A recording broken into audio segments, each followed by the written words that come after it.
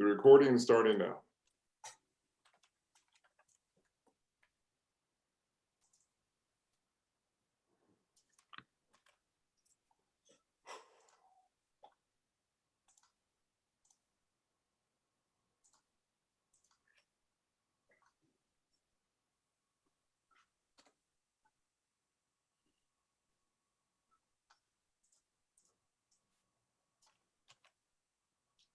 See, there's a limit to how long I can go here in the chat. There we go. Good morning, Sergeant Walton. Good morning, everyone. Sorry I joined in a little late today. I'm wearing two hats, so it's good to see everyone on. No worries, no worries. We know you are always multitasking, and we appreciate your engagement.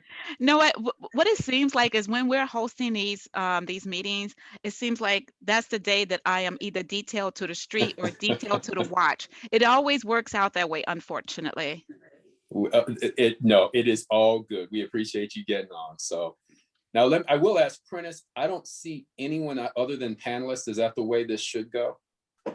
Sir, if you would like, I can elevate everyone to be panelists so they can engage you on the same level and they can share the video. Would you like that? No. I'll begin letting people in.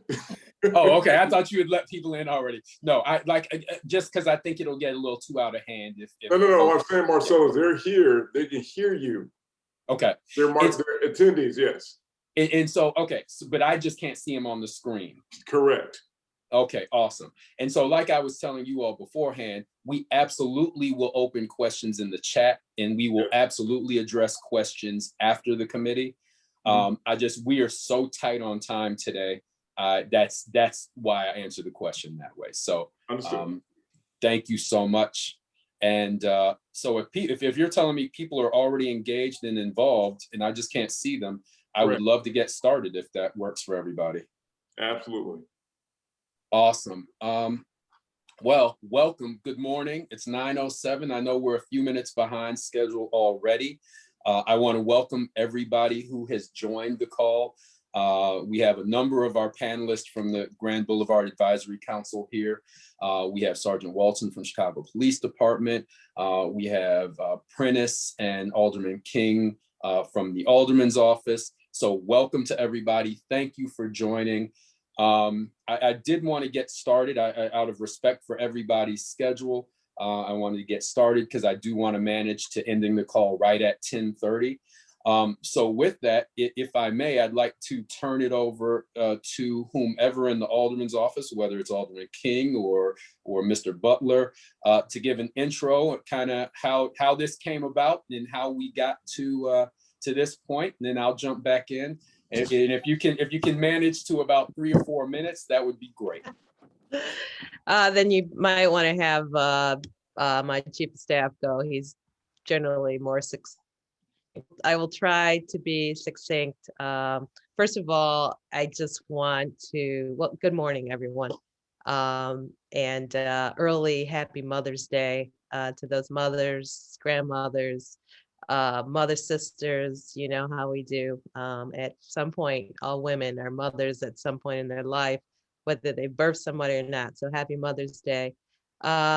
Just want to, first of all, send my gratitude to the Grand Boulevard Advisory Committee, to the chair, to all of the chairs of the subcommittee, Marcellus Moore, who's leading the Grand Boulevard Advisory Committee. I just want to thank you first, Mr. Moore, just for your passion, your commitment to your community, your leadership here. You lead with enthusiasm. I love that. I know that the members and the chairs of the subcommittees also appreciate that.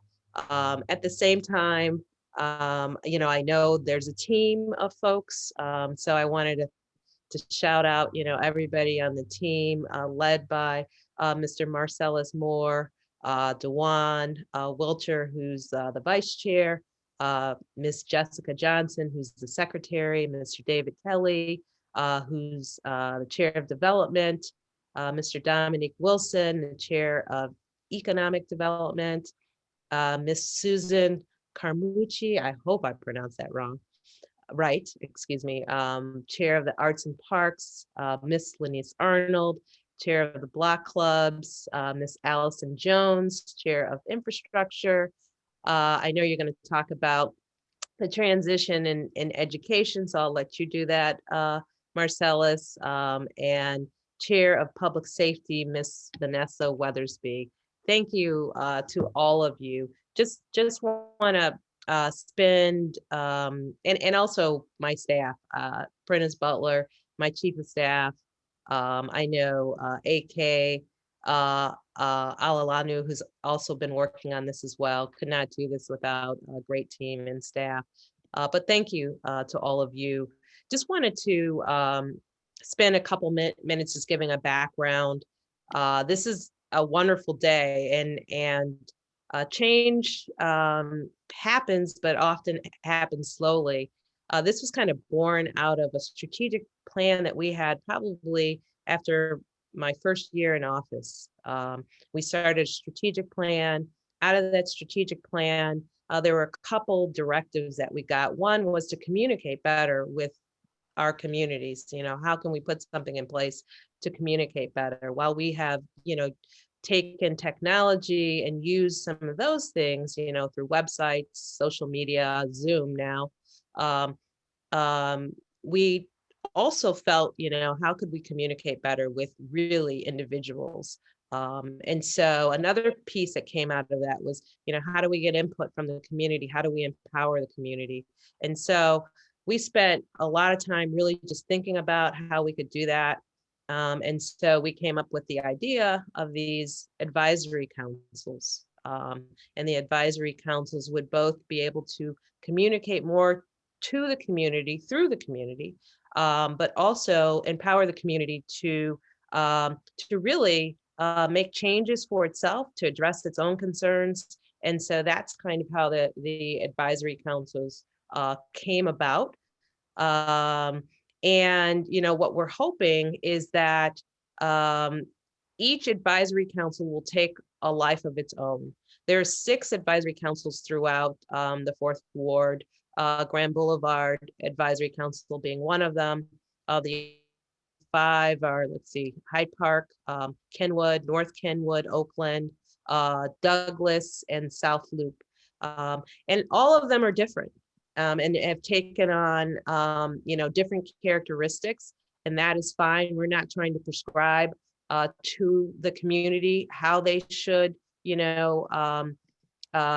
organize their own community. We have given some guidance, and we want to be helpful. More importantly, we want to empower you through our office to make decisions for your community, to make real decisions for your community. And that's really, what we're trying to do. You guys have taken it to a whole nother level. All of you guys are rock stars, meaning the chairs of the subcommittees are rock stars within your own right. And I'm just really, it's more than what I even expected, let's just say. And so I appreciate each and every one of you and how you care about your community. And that's what I found more often than not. People ask me 2 things generally, what's the hardest thing about being an alderman, and what are you most surprised by? The hardest thing is that people expect everything from our office, and we have no control. We have control of hardly anything, but we can advocate and use our voice and our power to do that. But the other question was, or the other answer was, what I'm surprised by is how many people are just so willing to help. And so I'm so happy that each of you have joined us and are really concerned, about our community. I know, let me just tell you what some of the committees are. I want to address kind of safety, because safety, no matter where we go in the community, people always also ask me, what's the difference between your communities? And And I would say we've got strong characteristics in each of the communities. If you really think about them, like Grand Boulevard, Hyde Park, South Loop, North Kenwood, Oakland, they're all distinct, and people move there for a reason. And that's why we want to operate around communities. But really, they all want the same thing, right? They want safety, they want great schools, they want, vibrant communities and business districts. And so those things are pretty much the same. And that's how we kind of got the initial, if you will, committees, right, around safety, around education, around economic development, around arts and parks, around block clubs. Those were some of the recommendations that we made to all of the advisory councils to kind of start around. But there may be a bird watching group that jumps off, or a group of runners or something, and that's okay, that's fine. So we wanted to take on a life of its own, but we really wanted to make sure that the communities were empowered. I know safety is a huge concern. There've been some issues around safety in Grand Boulevard. I will just level set.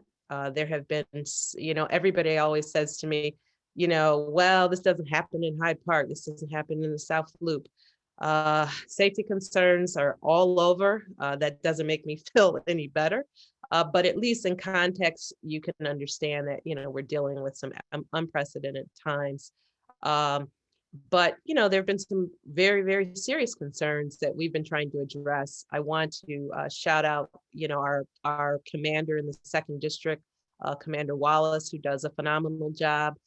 He couldn't do that phenomenal job without Sergeant Walton, who is also here, who's present. I think that relationship between you guys and our folks who have been empowered to keep us safe in our community, our police officers, it's a hard time for them. While we want to hold them accountable, they're also our brothers, our sisters, our aunts, our uncles. They're part of our communities.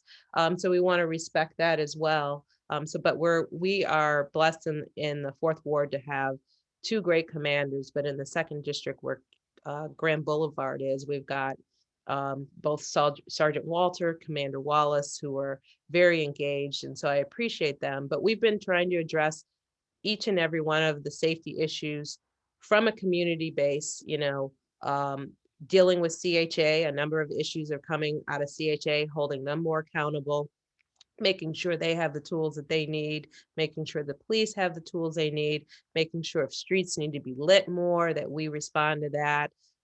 It's not been perfect, I'll be honest, but we are definitely engaged. We're hearing you. We're doing the best we can to do that. And with that, I will turn it back over to your leader, Mr. Marcellus Moore. I cannot say enough about him and about how excited I am about him being engaged here, but he's not just engaged here, he's engaged in other parts of the community.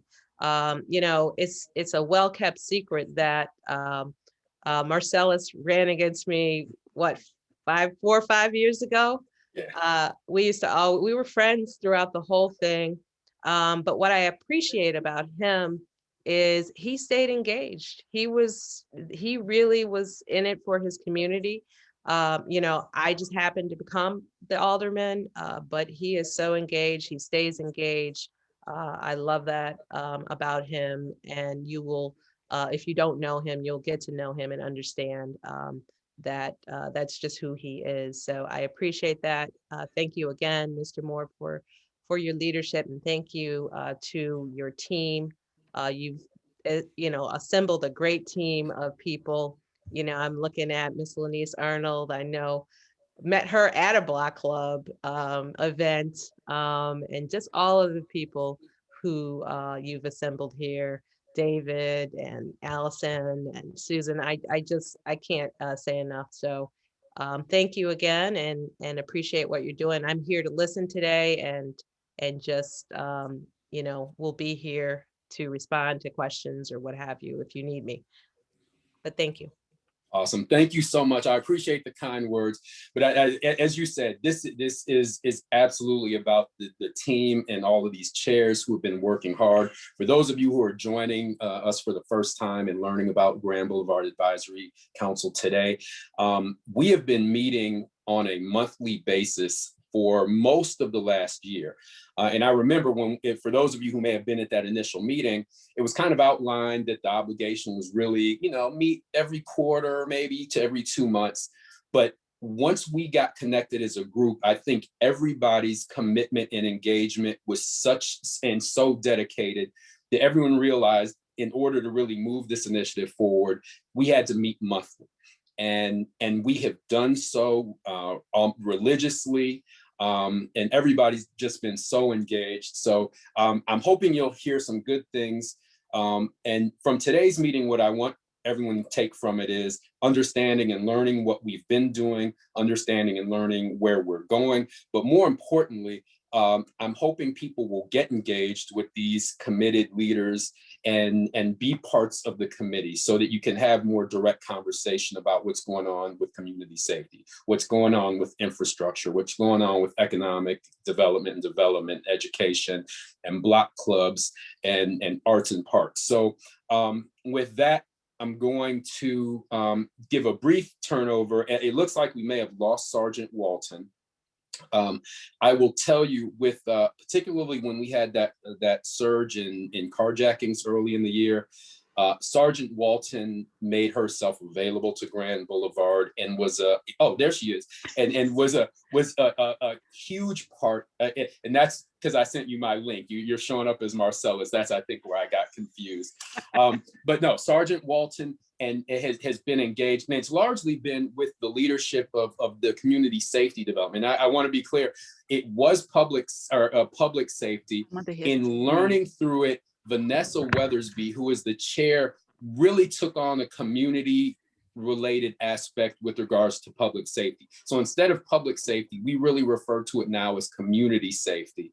And with Vanessa's leadership and Sergeant Walton's involvement, we have had a real dialogue about community safety. So with that, I'd like to turn it over to Ms. Weathersby to introduce Sergeant Walton and tell us a little bit about community safety. Great. Thank you so much, Marcellus. And so, yes, being aligned with Alderman King's goal in terms of empower communities was something that I took away from that first tabletop discussion that we had in March 2020, right before the pandemic shut everything down. And some of the priorities that were presented at that time based upon those tabletop discussions were leveraging CAPS beat meetings, leveraging and connecting with block clubs where possible, and then monthly reports from the Chicago Police Department so that we, the community, would have an idea as to what is really going on within the community and addressing any negative businesses or negative trends. And so the last year has really been spent understanding more about the infrastructure that's already in place, how we as a community can work with or partner with those that infrastructure, those organizations that are already doing great work.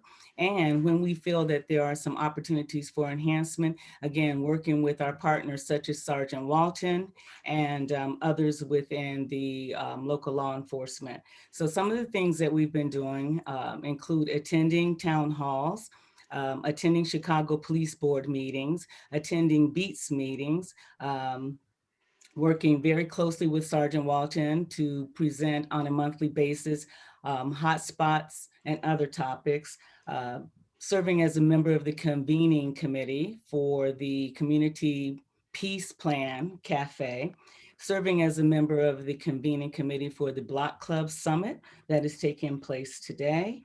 And as I said, participating wherever we see an opportunity and getting a better understanding of what is in place, what are some of the issues and trends and things of that nature.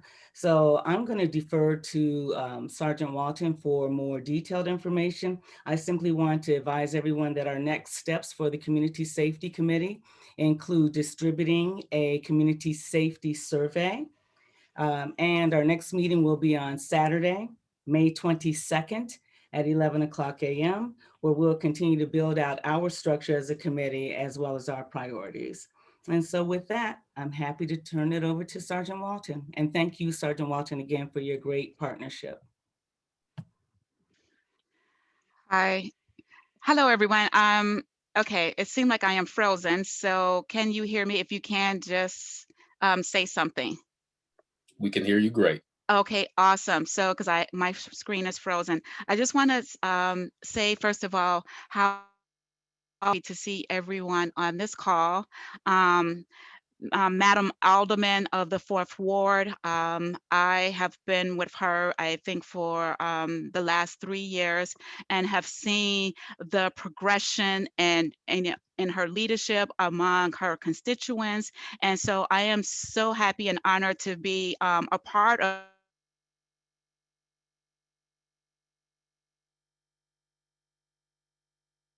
her team because I'm an extended nothing but superb and very, I think I don't know. I think Princess and myself are definitely competing on who's burning the midnight oil, quite often because we're either up very early sending emails or very late responding to calls. So I know that we too are very dedicated to the community. Also, in addition to that, I have such a great staff. I have Akia Chanel, on this call, and she's been like my right-hand person on the onset of her entering our office. And so, and each of you that that is here on this call as well. I know under Marcella's leadership, he has such a dynamic team, and I am not going to mention everyone because I may forget someone, but the person that I do talk with most often, professionally and also personally, is Vanessa Weathersby. So I appreciate her guidance and her efforts through serving the community. So with that, I do have a presentation that I would like to present as Vanessa mentioned. Now, what I want you guys to take note of is the Grand Boulevard extends from 39th to 51st from the lake to Cottage to the Dan Rye. And it covers the various beats 213, 214, 215, 221, 222, 223, and 224. Now, I want you to take note of some hot spots, and this is what we call our gang and loitering hot spots. Those hot spots covers the areas between 47th Street from Indiana to King Drive, also on 47th Street on 47th from King Drive to St. Lawrence, and also from 40th to 41st on Prairie to Indiana. That covers the beats in which I spoke of earlier. So I just wanted to make sure that you all took note of that. And also on the very far end border on 51st Street from Prairie to King Drive. Now I want to go ahead and present the PowerPoint that I have prepared for you guys. So see if I'm able to do that. Can everybody see my screen? Hello? Not yet. No, I can't see your screen yet. No. Okay, so let's see what's going on. I'm having some computer technology issues here. So let me see, because, oh God, what just happened? Give me a second, guys. It's coming now. It's coming now. Okay, good. So, okay, great. It's just I'm clicking too fast and my computer is rather slow. So I want to go and move forward here and let's see what happens. Okay, great. So what I like to cover is what we call our high level issues in the district. So, and per the request from our last meeting, they wanted percentages, where we are percentage-wise per, from one year to the next. So what I did was take the homicides, and I ran from January 1st of last year to today's date. And here we can see the difference here of where we are. Last year, this time we had 2, so we're up 200% in homicides. I am going to state some reasons why I think we have seen an increase in crimes toward the latter part of this presentation. Next, we have our aggravated batteries. Aggravated batteries is when somebody is shot and they survive. And so here you see from January 1st to May 8th, the percentages, and you can see kind of like the, you know, where we have been. Like from 2019, we were down by 5.6%, but this year we're up by 55.9%. Okay, it's just moving a little slow, guys. Okay, there it is. Robberies. We're up by 179.2%. As you can see, previously we were down. And these are batteries. Is when someone come up to you and you know, take your personal properties while you're on the public way. Okay, vehicular hijackings. Marcellus had already alluded to this, how we, you know, have been very, very responsive on this, you know, on this crime. This crime has not only hit us locally being in our district, but also in Chicago, but we have also seen an uptick nationally as it relates to vehicular hijacking. So, and I just want to take a little pause here and mention, while we're last year, we were even with the year that we had previously. We're now 26. We're up by 26 in the count of just this particular area, and we've already mentioned why we had, you know, just the, you know, the uptick and violence as, you know, as a whole. And one of the reasons that, and what we've seen, is that we have these young people, you know, high school age and under, that were not in school. So as a result of that, and we've seen most of our offenders have been young people. And so therefore, we know that the correlation, that there's a correlation with the kids being out of school and the number of carjackings. There is a direct correlation of what we see based on the data and based on the amount of arrests that we've seen with young people. Okay. God, my computer screen is really running slow, guys, and my apologies, because I had this whole presentation. Now it says the screen is paused. So while I'm waiting for my screen to go ahead and catch up with my clicking efforts, one of the reasons that we've seen an uptick in violence, and I would tell you this, burglaries are down. However, some of our violent crimes, like our robberies, our batteries, our vehicular hijackings, homicides, we're up for the year.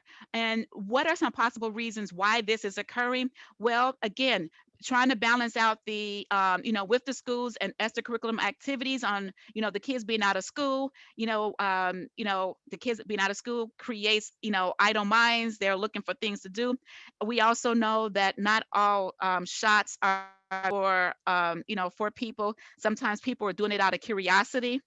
We also found that due to the fact that people have been out of school, just in some cases, we feel like, okay, we've seen an increase in drug sales, overdoses, and an increase of weapons recovered, as well as arrests with gun arrests. We've also seen an uptick in some of those. So we're looking at the correlation. Is there a correlation with the onset of the COVID issue? I mean, the COVID pandemic, people, you know, being at home, people are not being displaced from work, people are looking for things to do.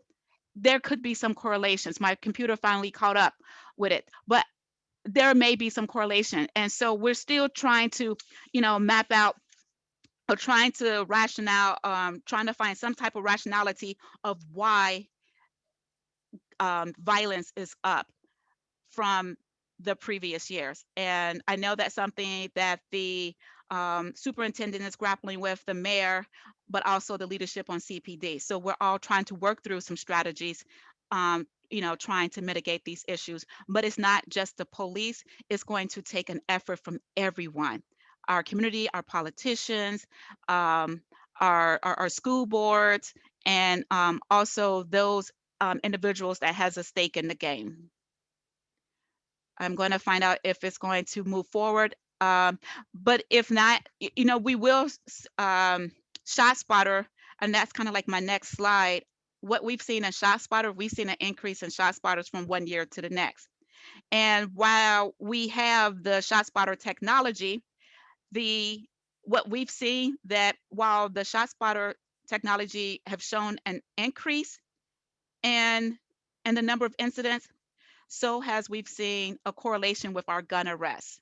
So I think the technology has helped us and have led us to, pulling, more guns off the streets, which we have seen this year. So this is the vehicular thefts. We have also seen an uptick in vehicular thefts. And the last slide, as I alluded to earlier, is our Shot Spotter. But rather than wait for that to come up and catch up, I'm going to end it.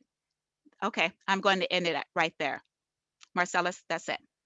Awesome. Sergeant Walton, thank you so much. And one of the messages I put in the chat was, I want people to understand that the goal of the Grand Boulevard Advisory Council is to be able to engage in this type of conversation with you. You have been wonderful. Akia has been wonderful about engaging with us each month. And so I hope panelists, the attendees understand that while we want to have a continued discussion, because I'm sure we could continue the rest of this meeting talking about just community safety, our hope is that people will engage with us so we can have an ongoing dialogue about community safety. So in the chat box, for those of you listening, we've put in information of how you can engage with us. We're not trying to force you to we're not trying to become some, huge organization. We're just trying to put structure behind coordinating those of the residents and the businesses in connection with the Chicago Police Department, in connection with the Alderman's office and everybody else. So welcome you to engage. Sergeant Walton always comes with a wealth of information. She's always, her and her office and Akia are always open to questions and addressing, and community safety is a tough issue to address. But they are always here and always willing to engage. Vanessa has been tremendous about pushing the community safety initiative. In fact, I'll turn it back over to Vanessa in case there was anything else you wanted to add. Or I saw you shake your hand. No, no. Akia, you've been referenced a couple times. Was there anything you wanted to add with community safety? I know you may have something to add with block clubs as well, but before we go on to the next, or before I turn it over to the Alderman's office to add anything final, I know Alderman King's already spoken a little on community safety, but Akia, anything you wanted to add? Thanking you and thanking the Grand Boulevard Advisory Council, thanking the Alderman King's office and everyone involved, because it is extremely refreshing when we are approached with a body, like literally with a group of people who are engaged and looking to do something in the community. Because a lot of times we get people who want to do something, but they don't take that next step to get it done. And this body has been a big catalyst of actually getting things done. Most of the people on this in this organization are a part of our Block Club Summit panel that we have been organizing that is going to happen later on this morning. So I just thank you, Marcellus, thank the body, thank the group, and we just want to keep pushing and keep moving, because I'm really excited and really engaged for how this is going and the direction that it's going in, and I want to be a part of pushing it further in that direction. Absolutely. And if I can just echo one thing, and I told everyone else to be cautious about talking, and here I am, I keep running my mouth. But I was that person not that long ago who would hear something or see something on my block, keep my head down and keep it moving, right? And I quickly learned that the only way we can get engagement from anybody, the only way we can get, issues addressed is by collectively coming at problems. Because what happens is you have these blocks that have these issues, and you have one or two vocal neighbors on the block that are the people calling and calling and calling and calling. But they just don't have the traction to get the attention that it deserves. So until and unless we all come together on our respective blocks and within our respective communities to do this collectively and in tandem, so that instead of 1 or 2 people calling when it's an issue, it's 9 or 10 people calling, or 16 or 17 people calling. That's the only way we can really help. And we got to stop putting this all on Chicago Police Department, because they cannot do it alone. They with limited resources, they can't be everywhere. So they have to rely on our help. And I'm really passionate about making sure we as the community take accountability for helping Chicago police do their job, and we're doing this jointly. So let me get off my soapbox. Thank you. We all share so that much. soapbox, Marcellus. I feel like we stand on that soapbox together. Absolutely. So thank you all so much for that. Yeah. I don't think we're anything else, unless Alderman King or Prentice, did you have anything to close out with community safety? Oh, can I say something right quick? Yes. Okay. Hi, Akia, and for Sergeant Walton. I really appreciate the involvement you guys have, and it really has helped me out a lot with the block club. But one thing I know that you guys are truly involved in, and you guys didn't speak on, and maybe you could touch base with the people that are here present with us, is the National Night Out, Akia. We spoke about that. So this would be a good time to say something about that. And then also, Sergeant Walton, you talking about spoke of prayer on the corner. So if you guys could really say something right quick about those 2 things that we have on and going on in the community. Sergeant Walton or Akia.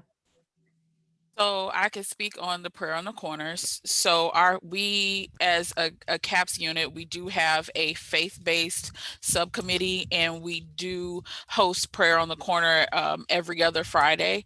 We do have a full calendar of our different locations, but the locations can change depending on the need of the community.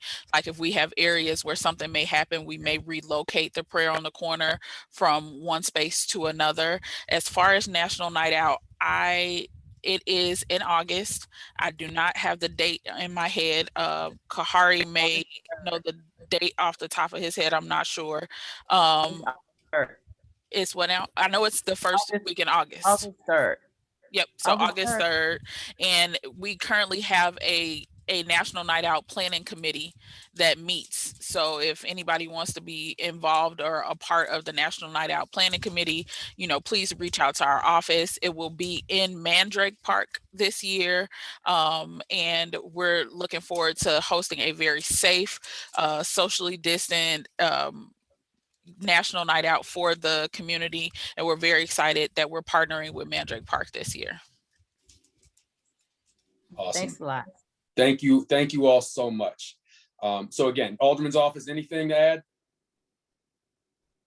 Just very briefly, I know the stats that Sergeant Walton was showing was, the entire kind of 2nd district in Grand Boulevard.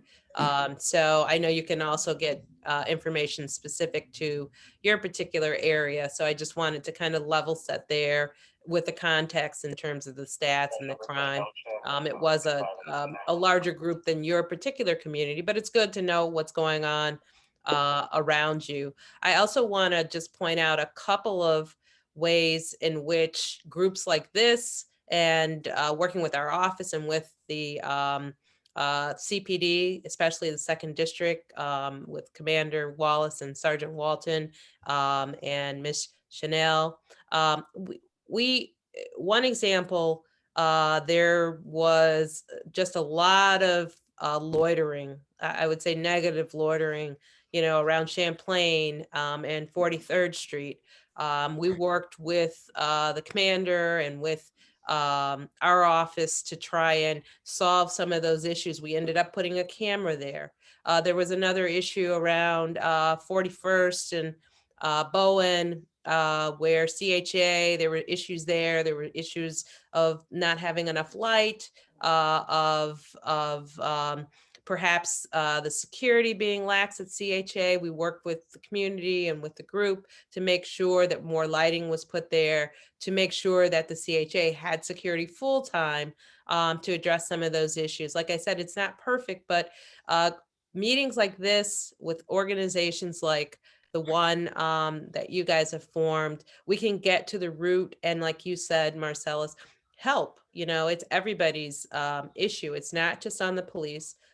We have to, within our community, solve some of our own issues. We certainly look to the police for some of the things that we may not be able to do ourselves, but there are certain things that we can do as a community. So I just wanted to emphasize that, but thank you. Hopefully that was brief. Absolutely. Thank you so much. Community safety is so important. So thank you. I know my team's gonna yell at me because I've cut almost everybody else's time significantly. But that said, we're gonna move on. Thank you so much again, Sergeant Walton. I know you're on duty. If you need to go, please feel free. Thank you, Vanessa. Arts and Parks, Susan Carmouche. And I know everyone says your last name slightly differently, so I'm going to turn it over to you to correct me yet again and tell us what's been going on with Arts and Parks. Hi, good morning, everyone. Thank you for joining us. Again, my name's Susan Kermishe, and I am the chair for the subcommittee for Arts and Parks. And if you're wondering what Arts and Parks, what we do, we make recommendations on artistic and cultural interests as well as community parks. We also advise on public art displays, murals, any large scale ward and musical events. And then we work with the local park advisory councils as well. So that is what we do. The parks that fall under the Grand Boulevard area, we have Sumac Park, we have Honeysuckle Park. Those are both play lots. We have a dog park, a relatively new dog park that sits at 42nd and Vincennes. And then we do occupy part of the northern area of Washington Park. There are also an additional 2 play lots there. And then there's a piece of Mandrake Park that sits within the Grand Boulevard area. So just to give you a rundown of that. A few things that we've been working on, we have worked with the Chicago Park District as well as Neighbor to Neighbor Literacy Project to gain the approval to have library book boxes installed at both Sumac Park Play Lot and Honeysuckle Park Play Lot. So we're super excited about that, and that should be coming down the pike very soon. The Arts and Parks Committee, we have also worked with the Alderman's office and asked for a ribbon cutting for Sumac Park. There was a track extension that occurred about a year ago, but of course, because we were in the pandemic, not much was made of it. So coming up, we have a ribbon cutting ceremony next Saturday, May 15th at 10 a.m. We would love to see you, so please come out and join us, and then maybe you can even get a couple of laps around the track if you're so inclined.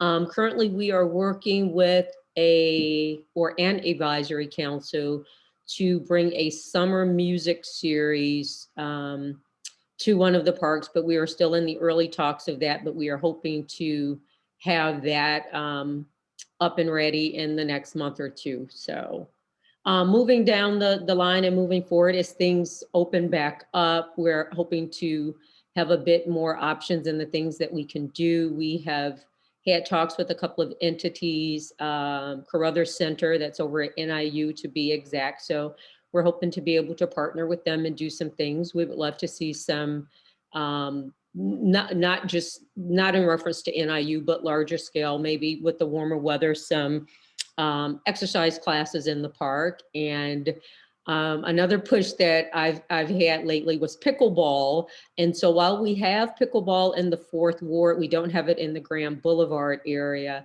And so it's our hope, I won't put anyone on the spot, but it's our hope that we can get that in our direct area as well. And then just work with some local visual artists to maybe have a mural or update a mural that is currently in our ward that needs some love. So that's currently what we've been up to, what we're hoping for. And if any of you on the call are interested in joining, and we would love to have you, not just Arts and Parks, but as Marcellus has said, any of our committees, we have a lot of work to do, and our community's only going to improve and sustain with all of our help. So that's all I have for you at this time. Thank you.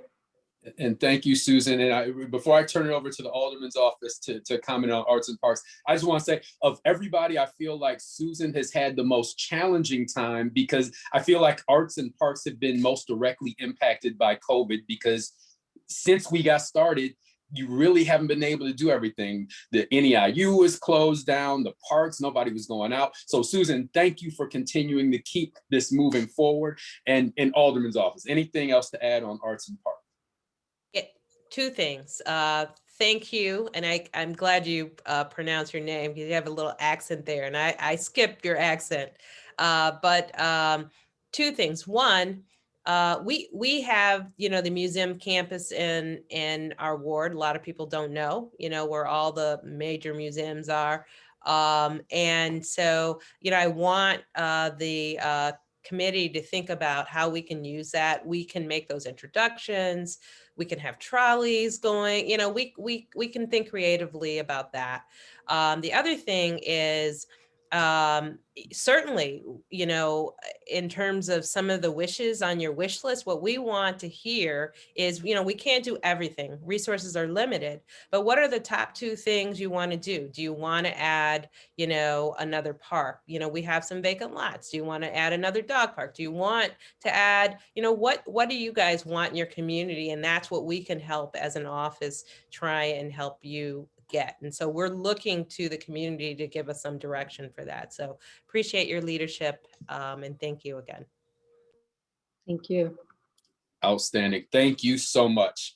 So moving quickly to Block Club. And so Lanice, I already told you I was cutting your time a little, but we got the benefit of a 2-hour seminar dedicated to Block Clubs coming up at 12. So if I may, I'm going to ask you to be even more brief than I previously asked. But go for it. Please tell us what's going on with Block Clubs. I'm gonna be real brief with this. I just want to really say thank you to you, Marcellus, for your strong leadership.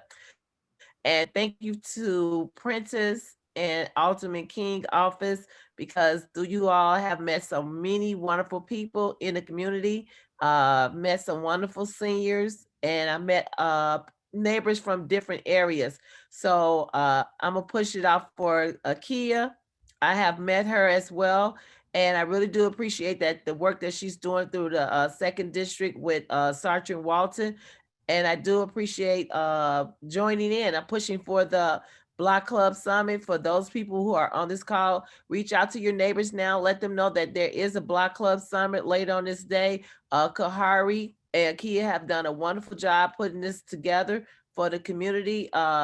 Neighbors are very important.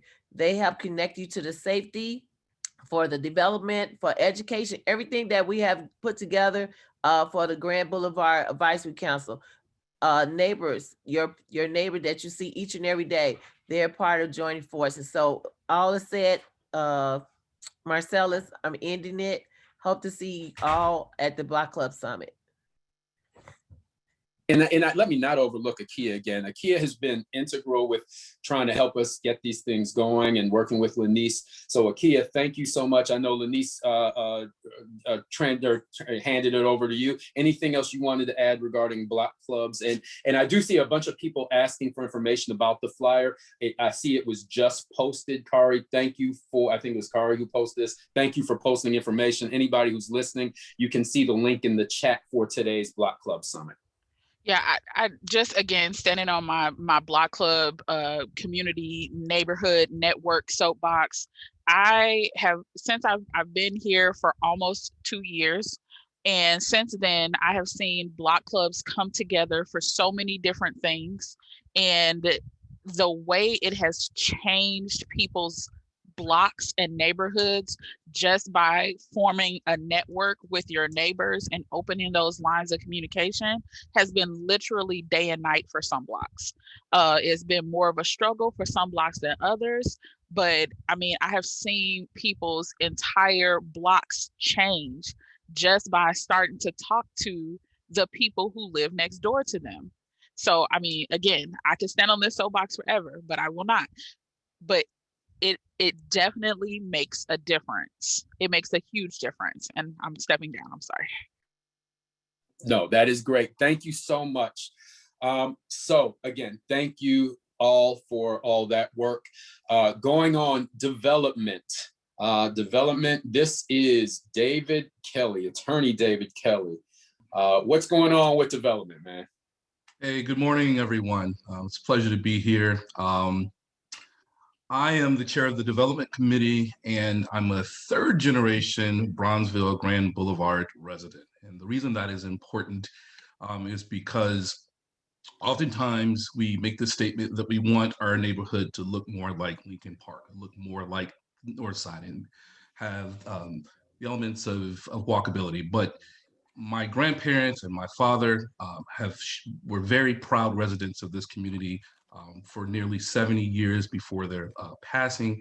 And one of the things that they talked about, they were very enthusiastic about, was the fact that this was a very, very vibrant community, that there were wonderful theaters, that they saw Diana Ross and Stevie Wonder right on 47th and King Drive, that they were able to go along 47th and 43rd Street and shop, that they were able to go to see all the blues and jazz greats at the Palm Tavern. And so rather than to think about what we want our neighborhood to look like, let's think about restoring what our neighborhood once was.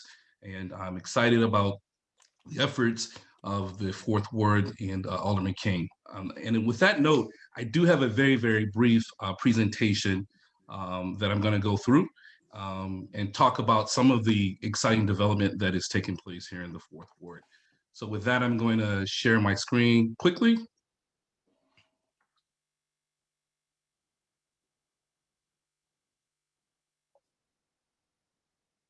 And is my screen shared? Yes, it is. All right, and let's see here. All right, so again, just briefly, our committee objective is to partner with the Alderman's office to develop our commercial and residential lots throughout the Grand Boulevard area, Fourth Ward. As we all know, many of these lots have been vacant for tens of years, and we, are all sort of really wanting to see development on these lots, and there is a lot of development that's happening, and then there's a lot more forthcoming. We had a meeting just the other day with a private developer that is developing a 48-unit rental complex at 41st and Cottage Grove. There will be 6,000 square feet of commercial rental space there. They have broken ground at that location. I believe that development will probably be completed within the next year or so. They're at 4343 South Cottage Grove. Many of you have probably heard about the Harry Lennox project, which is also the future home of the Congo Square Theater. And it also, he intends it to be a repository for the African American Museum for the Performing Arts. There's also a proposal just to the north of that complex, which was also, by the way, the old Marshall Fields warehouse, where he would like to have a cafe there, some artist housing and residency above there, and then a possible jazz club there. And so what I'm doing, by the way, you all, I'm working from north to south along King Drive. You all are familiar with the 4400 Grove mixed-use development. As you well know, there are 88 rental units there. But what we're really excited about also is the commercial retail space that's going to go on that first level. As you all know, the Bronzeville Winery is coming. I expect that will be open this summer. It's huge. The space is huge. There's going to be obviously wine and beverages. There's going to be food and music. The other thing I just want to highlight here is the Haji Healing Salon. That is open. Everybody's been wondering when were some of these things going to be open? Well, that's open. In fact, I visited the other day, and what that salon does is there's acupuncture services, yoga and meditation, meditation, Reiki and relaxation, and sort of curated wellness lifestyle shop. what I sort of want to emphasize there is that, you know, there's been a lot of talk about the fact that we no longer want, you know, chicken shops and fish shops and nail shops. Well, over the next few years, we're going to see thousands and thousands of square feet available for retail and commercial. What we need to do is make certain that we are supporting these folks who are bringing their businesses to our community so that they can sustain themselves and so they can stay in the community. So I am encouraging everyone on this call today to visit, I believe her name is it's Aya at Haji Healing Salon. Go in there, check her out, buy gift certificates for folks to come in there and to enjoy her services. Those are, I listed a few of the other things that are coming to that commercial retail space very soon. Right behind there is what's going to be called the 4400 Grove Phase 2. And as many of you may know, this is the former CHA site for the Washington Park Homes. This will consist of, and here's a quick diagram here, townhomes and rental units. They're beginning sort of planning stages with that with the city and of course the Alderman's office. And again, that's right behind 4400 Grove. So it actually will be facing 44th and Evans.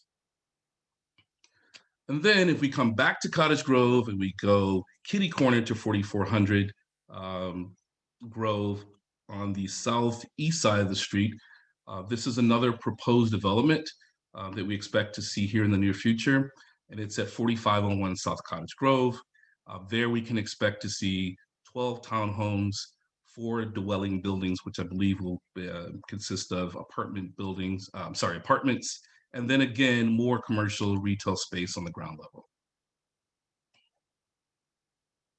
And here's just a sort of aerial view of what that looks like.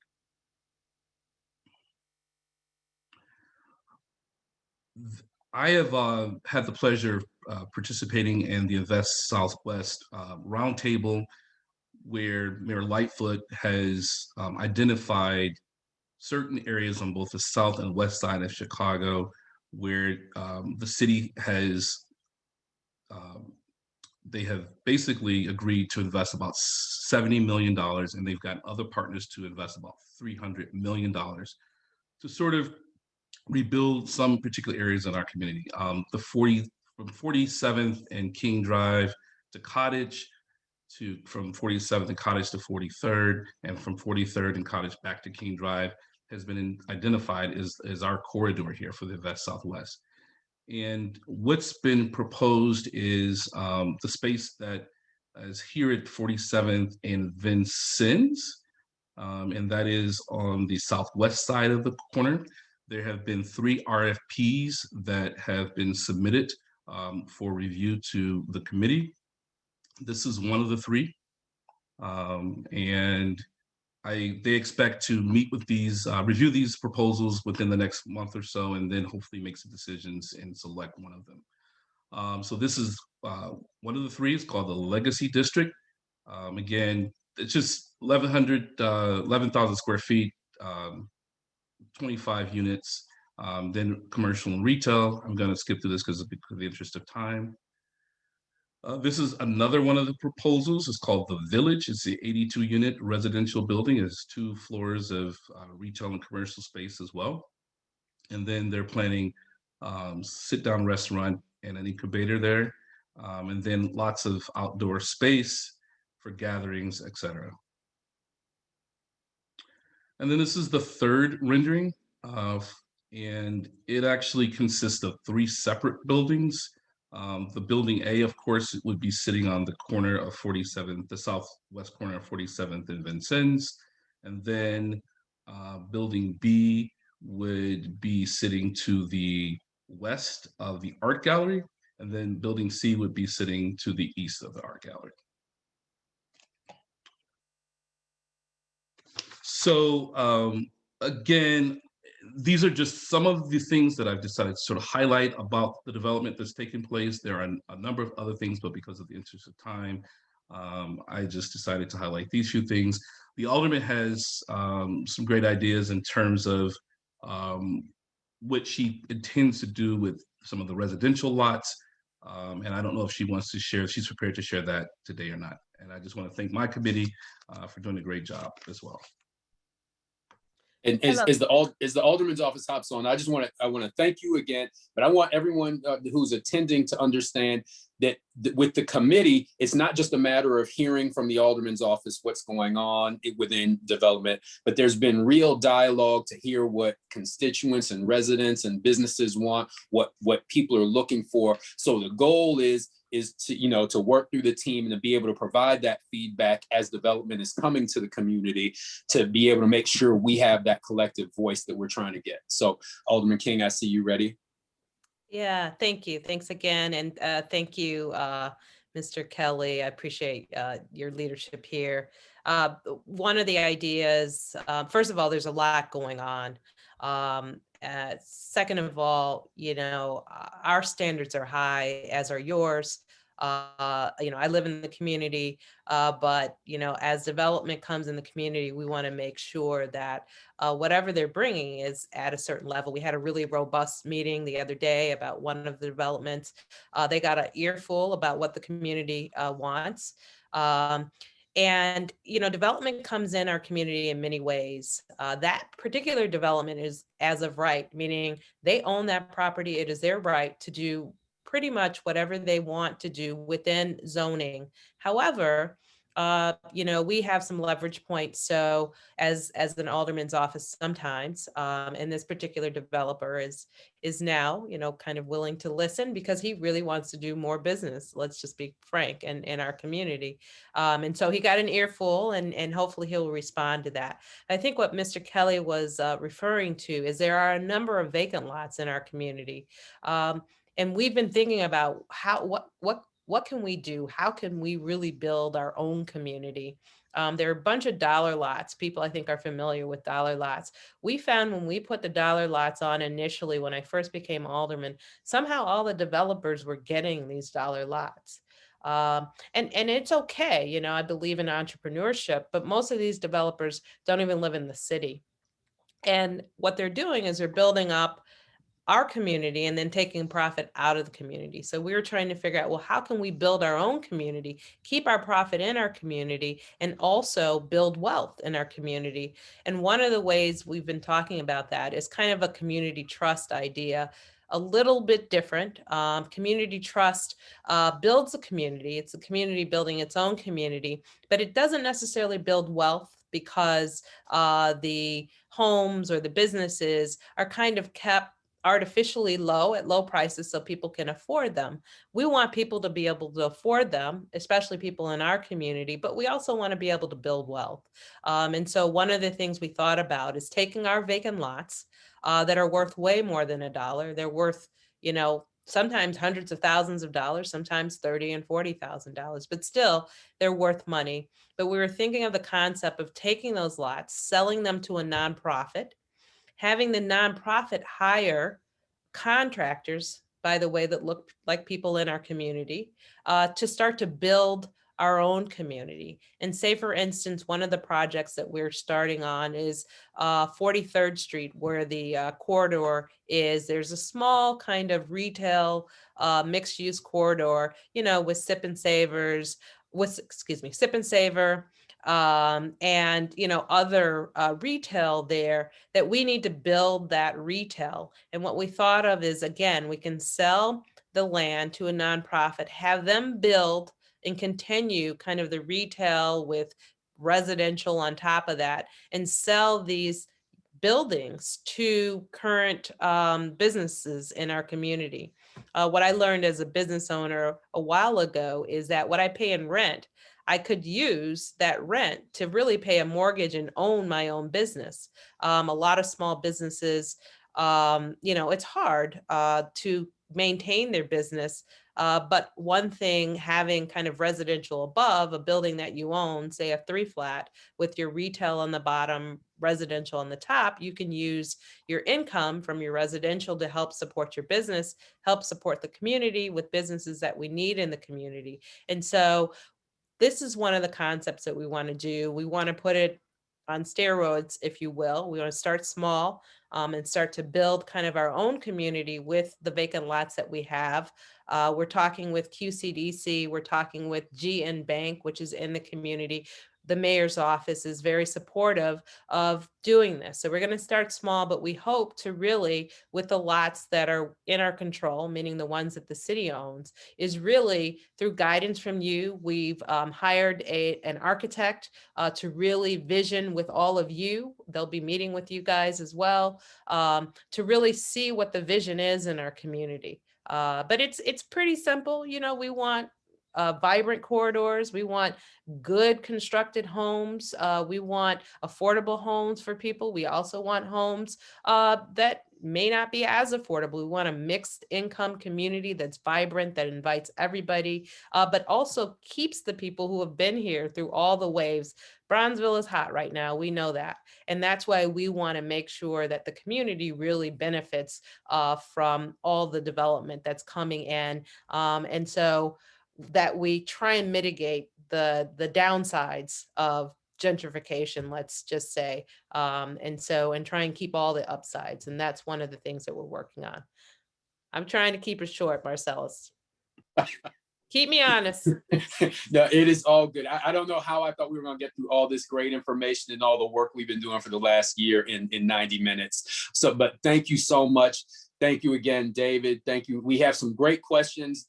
Again, for anyone who may have come late, we absolutely want your questions. We want to converse with you. We want to engage with you just for the sake of time. And we still have 3 committees to get through in the next 19 minutes. So we can't address the questions directly, but you'll see in the chat for those of you who have been posting, I've tried to be connecting you with the appropriate committee chairs so that you can engage. We'd love for you to join our distribution list directly. So again, we're not trying to avoid the questions for today, just trying to get through a lot more because I know Allison has a great presentation. I know Dominique has a lot he wants to talk about it with economic development. And so with that, I will turn it over to Dominique Wilson, who is the chair of the Economic Development Committee and has been doing a lot of work trying to get things moving. So Dominique, what's going on with economic development?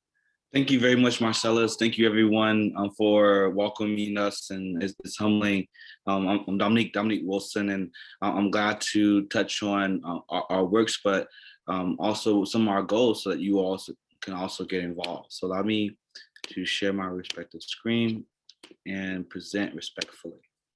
And so I'm going to be really brief here in what I'll share, but in respects to this, I'll give an introduction about myself, but also our pillars of purpose for economic development goes forward and detailing how you can get involved as well. I'm a gentleman and scholar.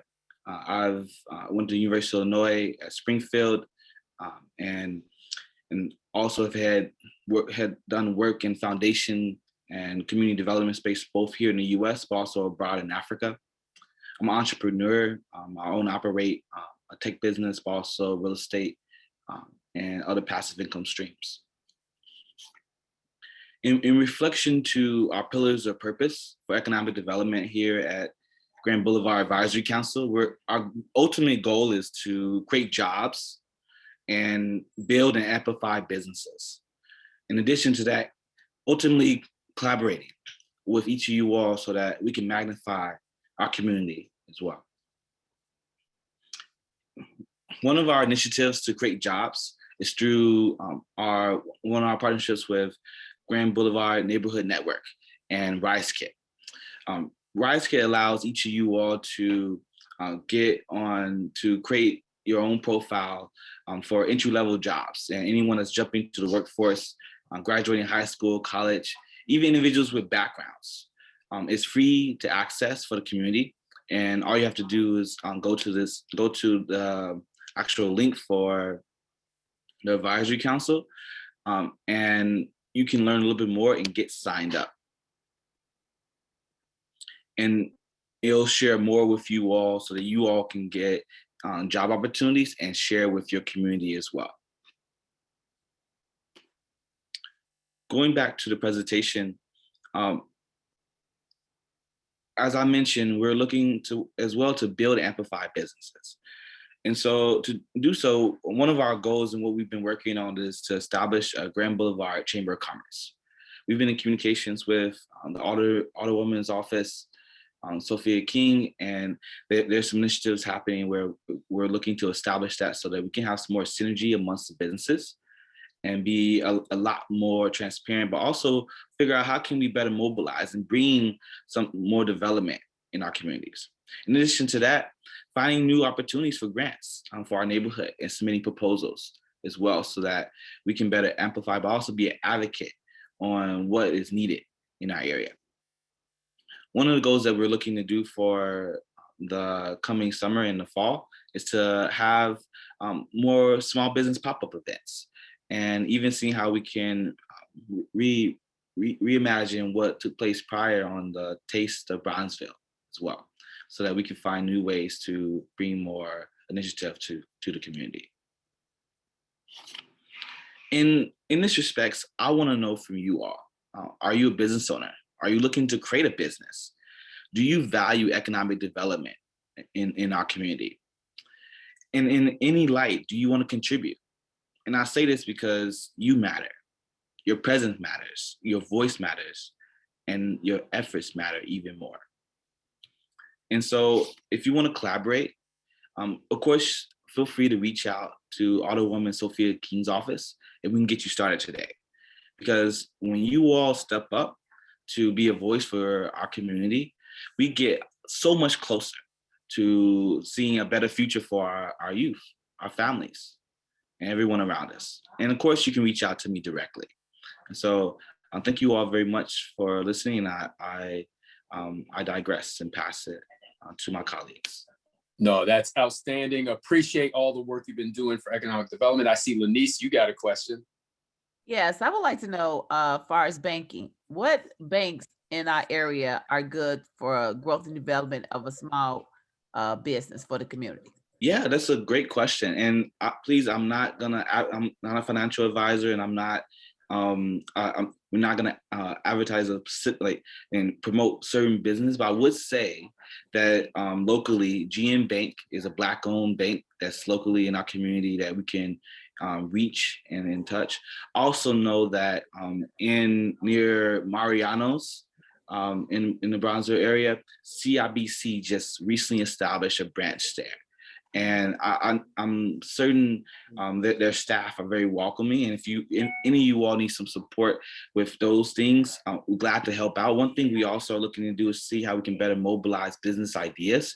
So if you all have business ideas and knows you currently have a business, I'm glad to help advise and support and figure out new resources to help grow your business as well.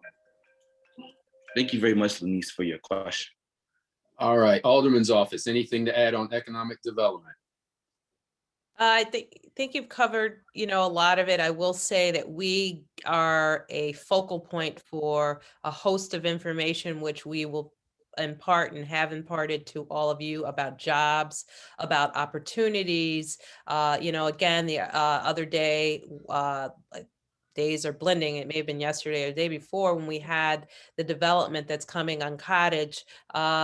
There were a host of experienced folks, right? Landscapers, architects, all those types of folks who are in our community. We would love to hook them up with developers to make sure that they continue to grow their own businesses.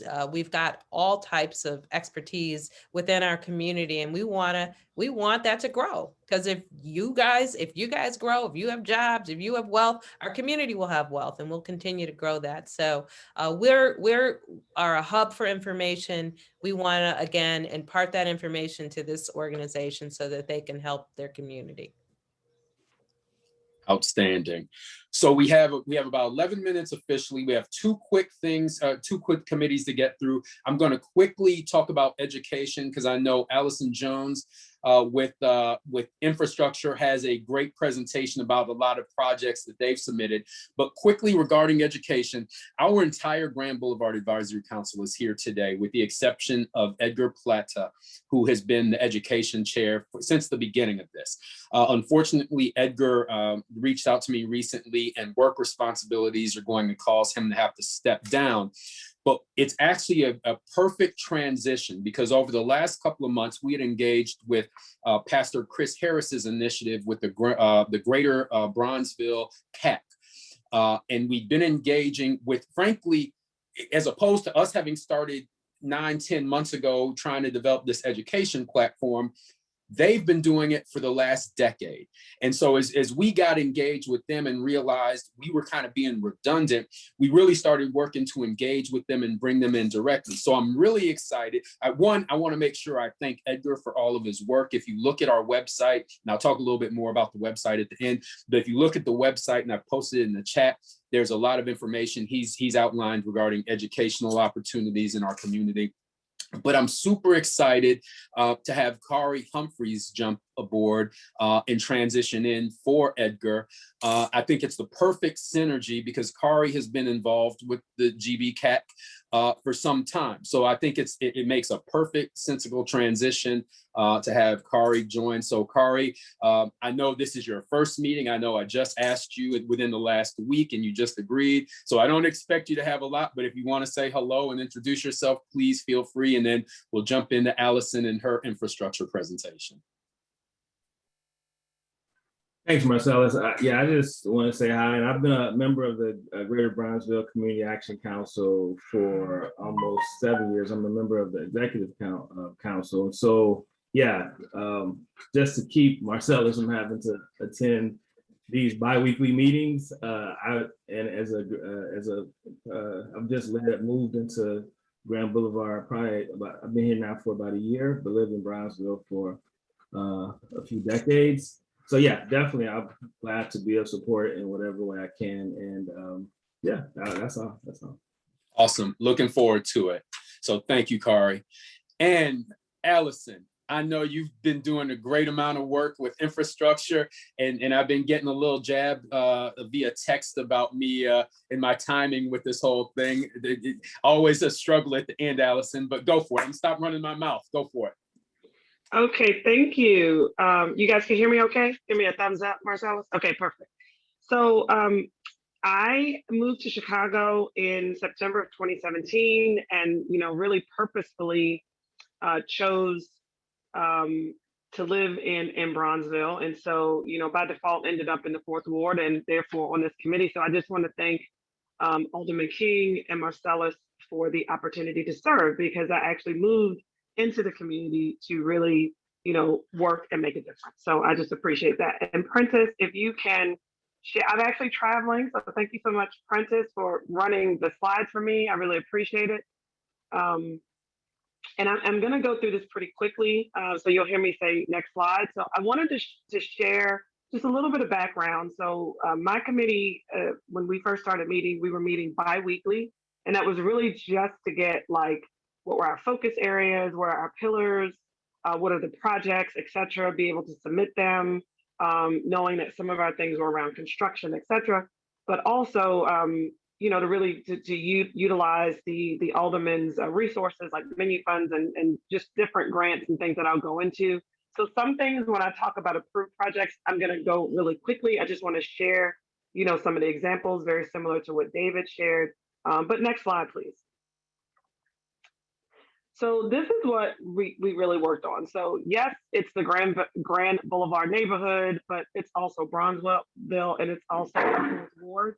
So some of our main focuses, and you've heard this across several conversations in several committees, but was around safety, was around beautification, branding. How do we, think Boys Town, for example, in Chicago. When you go into Boys Town, it's very, very clear that you are in Boys Town. There is signage on lights, there's crosswalks, there's bike racks, there's very, very different ways that you have a lot of branding. So that's the thought behind that. Access, for us, access is around walkability, access to public transportation, access to, bike paths, even things like, zip cars and different things. And then there was others. So there was things that maybe just didn't quite fall into one of those categories. But the sum of that is it's really supported by our families. So it's the input from our families, the input from our businesses, and really supported through the alderman's office as well. Next slide, please. So what has been our process? Again, we were meeting bi-weekly. We also developed priority. We really looked at projects and tried to understand which of these projects are going to touch multiple pillars. For example, something that may not seem really obvious, but it was around, do we need poop stations in our park? So again, that goes back to Susan's points. There's a lot of cross-functionality and points of intersection with infrastructure, but that helps, keep down rodent population. That helps just make it easy for people to do the right thing. It helps for accessibility because if parents are bringing young kids to a park, we want to ensure that it's safe. So, it may have seemed like something simple, but those were some of the things. And then sidewalk repair. As we look across our community, we do have many elder care facilities, or maybe we have young children that are just learning to ride bikes, or people that are differently abled. And I've seen, unfortunately, people on scooters in the middle of the street because maybe the sidewalks were not, passable in a safe way. And also, it just makes our community look nicer and invites development and invites, both people to move into the community as well as, economic development. We did submit a lot of projects. Prentice will let you know we kind of overwhelmed a bit, but a lot of projects were submitted to the Alderman's office to request menu funds. Those funds are for the entire ward, so not just, obviously for our neighborhood, but for the entire ward. Really good to put them on a list and give them visibility. There's other projects that we're continuing to work on and source cross-functionally. So I'll talk about that a little bit more. But, as businesses are coming into the area, how can we work with them if they're doing development to put in streetscapes, benches, trees, lighting, make sure the sidewalks are left in good repair. The other things we're working on, bike paths, potentially getting grants for that, overall streetscape improvement, trash can installation and pickup. So we may have to work through that through SSAs or special service areas, which I'll talk about a little bit later. And then lighting installation. So lighting installation both on the street and in alleys. Many of us, enter our garages or take out trash, et cetera, in our alleys. And we want to make sure both our streets and our alleys are safe and well lit. Next slide, please.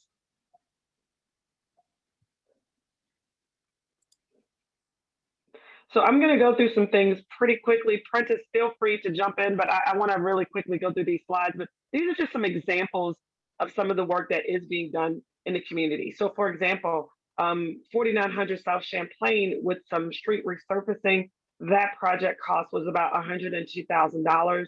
Again, we're going to try to prioritize and address streets, and I'll ask the Alderman's office to speak to that as well. But, maybe where there's been a lot of development, a lot of digging, a lot of patching, a lot of potholes, those are the streets that are going to make it to the top of the list first. Next slide, please. This is another resurfacing 49th Street from Forestville to Champlain. Next slide.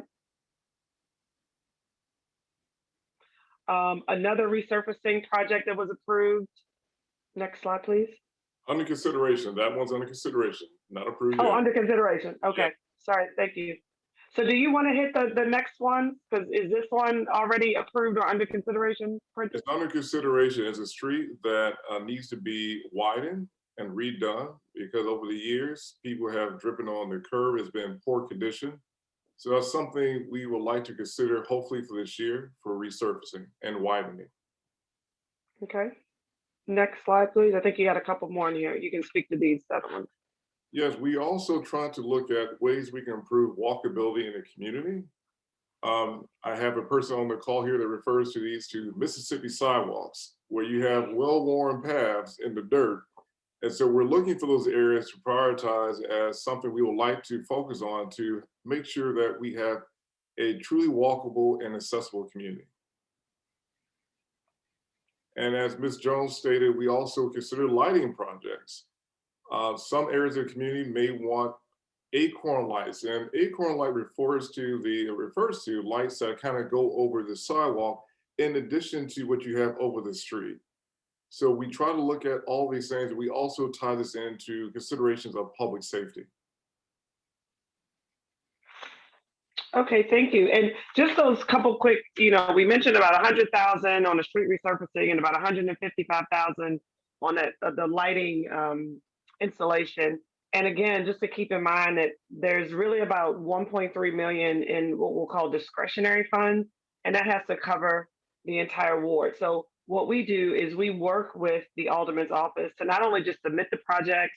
I just submitted to Mr. Butler a list of prioritization, just so we're all, kind of on the same page and working through, what has been elevated from our committee, which is our community, and how can we, get those projects started.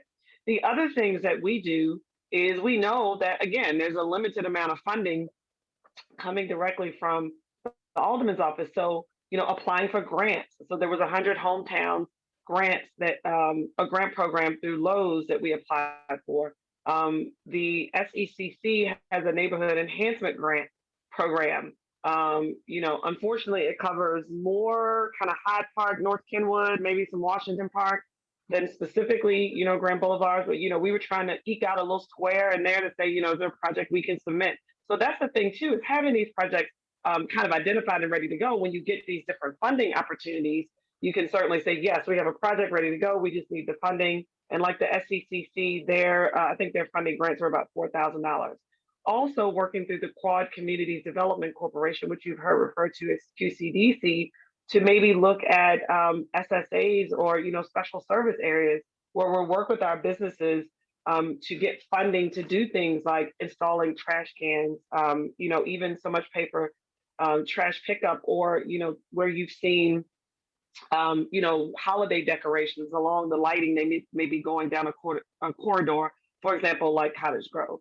So they would help us to convene those meetings and look at those and help with that funding as well.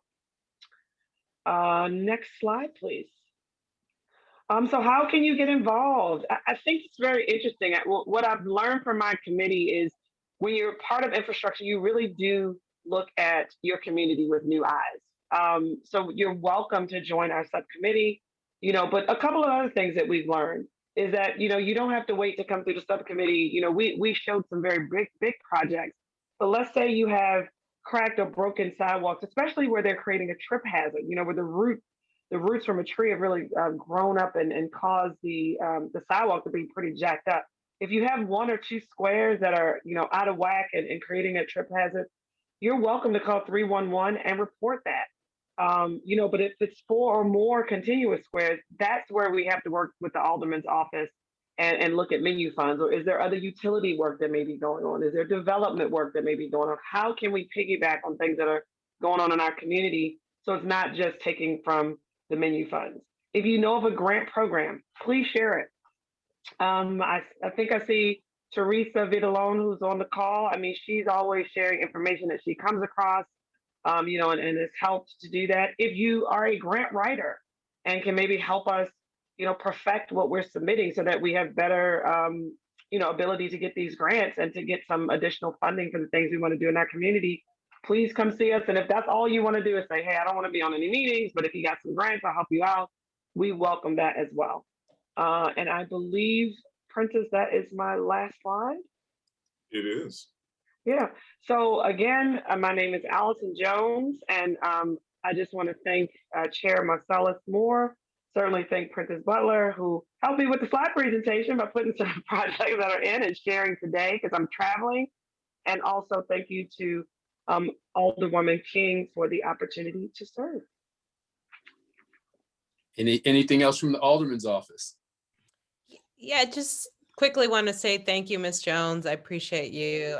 I'm sitting back here actually waiting for my grandbaby to arrive any minute now. So I'm excited, but I'm just so proud of this group. It's exactly what we envisioned. And in terms of infrastructure, I just want to say, I think we're up to 1.5 million now. We passed an ordinance, so we have a little more money. We've actually spent most of our menu, our discretionary money in Grand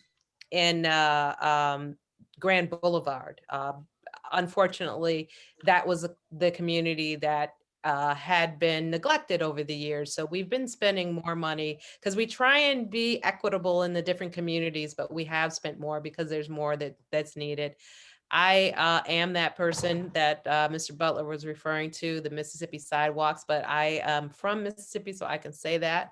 And if you've been there, you know what I'm talking about. But we want to address all of those things. So what we want to do in our office, again, is empower this group to prioritize. There are a number of things that are going on. We will send folks who are thinking about or submitted menu items in this community to this group. And then this group will prioritize for us and recommend, say, hey, we know you've got these 10 items. These 4 are our top 4. Can we get these done? Or this is a new project we'd like to do in terms of streetscape or lighting. You know, how can we get this done? So we're really looking to you guys to let us know what the community's priorities are, and we will help you get it done. So thank you. And thank you again, Marcellus. I just heard my grandbaby crying. Peace out to all of you. Go for it. Thank you, Alderman King. Thank you, though. Thank you all. And so quickly, I guess in closing, Hey, Marcellus, can I make one more comment before you close? Because it didn't come up, but this really ties also into community safety. We have also submitted for the Alderman's office to look at potentially some speed tables. We do know that, you know, folks have been, you know, certain streets, folks are speeding through the communities. We have prioritized that by maybe putting speed tables around schools. For example, Fuller Elementary or Carter G. Woodson, where we know, you know, once our babies are back in school, they would potentially be, you know, crossing crosswalks and things like that. But there's lots of different ways where we're working with our other committees. But I do know that that's come up very recently in terms of, you know, people blowing through stop signs and really driving too quickly through our communities. And that's another thing that has come up that we are going to work with the Alderman's office to see what we can do as well. So that was my last point. Thank you, Marcel. No, thank you. Thank you all. Prentice, did you have anything you want to add? No, I think you all have done excellent work on this call today and throughout the year. I'm glad you all have faith in one another to work together to do such a great job today. This has been phenomenal. Well, awesome. And so I want to thank you and the Alderman in particular. Prentice, I don't know how you keep up with this, because I will tell you, for the attendees, to just manage the group of chairs and everybody else, Prentice is always very responsive and always knows the answer. And when he doesn't, the 1 or 2 rare times he doesn't, is able to get back to us. And that's the crux of what we want to do. We want to be able to be the voice between the community and the Alderman's office to make sure we're getting attention. So thank you to you all. Again, thank you to each of the chairs. But I also have neglected to thank both Jessica Johnson and DeJuan Wilshire. Jessica is on just about every meeting taking notes for us. So Jessica, it is a underappreciated value or thing you do, but thank you. Know that it is appreciated. And DeJuan, thank you for being there, you know, when I need to bounce things off of and to help support. But for the attendees and everybody listening, like I said, unfortunately, we didn't have a lot of time to get to specific questions today, but we absolutely want your questions for each and every one of these committees. We want the community to be involved. We want you to be engaged. I hope you will join our distribution list and get involved on the committee specifically. But in the chat, at the very minimum, we put the email address so you can reach out to us directly. I also put a link for a website. I want to be very clear. I am not a web developer, so I have done my very best to put together a fairly comprehensive website with the goal of trying to provide a centralized resource for us as a community to, again, link with many of the different components and entities and organizations that have been discussed today. Because one of the things I think we all find is we have these meetings and we get a whole bunch of great information, but then at the moment we need that information, we can't remember which of the 27 different entities or organizations or emails or whatever we have to go back to. So the hope is to build this website into kind of a centralized database. And I'm not trying to reinvent the wheel. So a lot of it links to the Alderman's office. A lot of it links to the Chicago Police Department. So it's just, again, trying to have that centralized resource. We welcome your feedback on it. Don't yell at me if you feel like it's a little bit unstructured now. I've done my best to build it, but want your feedback so that we can make it a resource for everybody. So I'm here for a few more minutes. Does anybody else have any closing thoughts? Are you guys good to close out? Well, looks like we're good to close out. So I see Vanessa unmuted. Just as a reminder, the Block Club Summit starts at noon today. Absolutely. And we posted that information. If anybody didn't get it, I'll post our information and I'll hold on for a few more minutes and post the information again. I'll kind of go back through and see if there's anything else we have to post. So if you came on late and don't see it in your chat, just hold on for a couple minutes and I'll repost it. So thank you, Vanessa, for that. And again, thank you all so much. And let's keep making Bronzeville and Grand Boulevard awesome. Thank you all.